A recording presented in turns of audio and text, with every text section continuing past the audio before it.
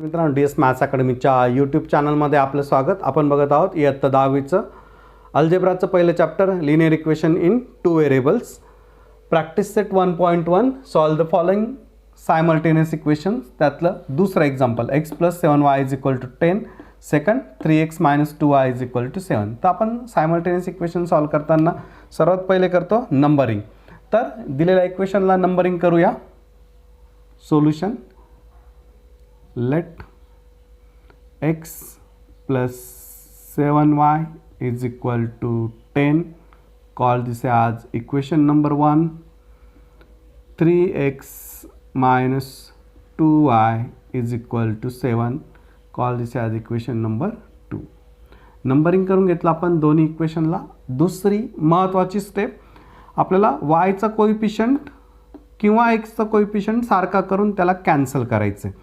मग yचा कोइफिशियंट सारखा करायचा असेल तर 7ने इक्वेशन 2ला आणि 2ने इक्वेशन 1ला मल्टिप्लाय करावं लागेल. जर xचा कोइफिशियंट सारखा करायचा असेल तर फक्त इक्वेशन 1ला 3ने मल्टिप्लाय करावं लागेल. तुम्ही कुठली स्टेप करू शकता. तर या एक्झाम्पलमध्ये आपण yचा कोइफिशियंट सारखा करूया. त्यासाठी इक्वेशन 1ला 2ने आणि इक्वेशन 2ला 7ने मल्टिप्लाय करूया. Therefore multiply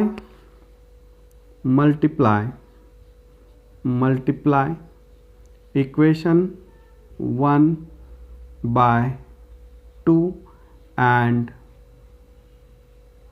2 by 7, we get 2x plus 14y = 20. 2ने multiply केलं, 2 × x 2x, 2 × 7y 14y, 2 × 10 = 20. Now call दिस एज इक्वेशन नंबर 3. 7ने मल्टिप्लाय करूया.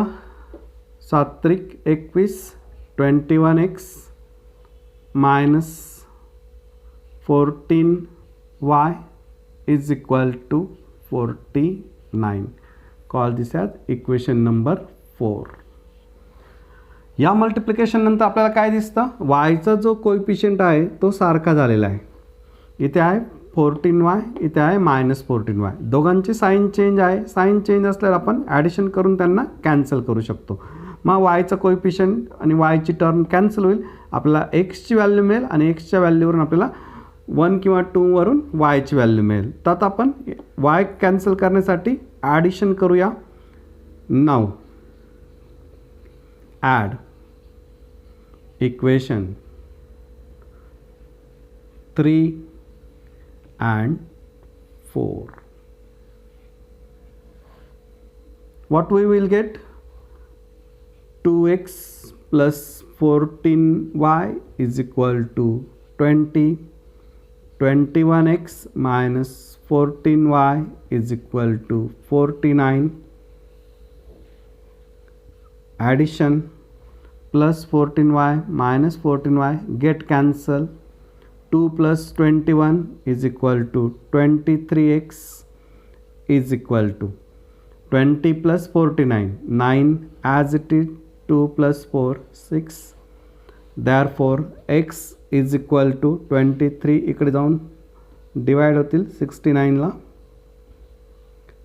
23 1 जा 23, 23 3 जा 69, 23 3 69. एक्सची किंमत आली 3. ही एक्सची किंमत आपण इक्वेशन 1 किंवा 2 मध्ये ठेवूया.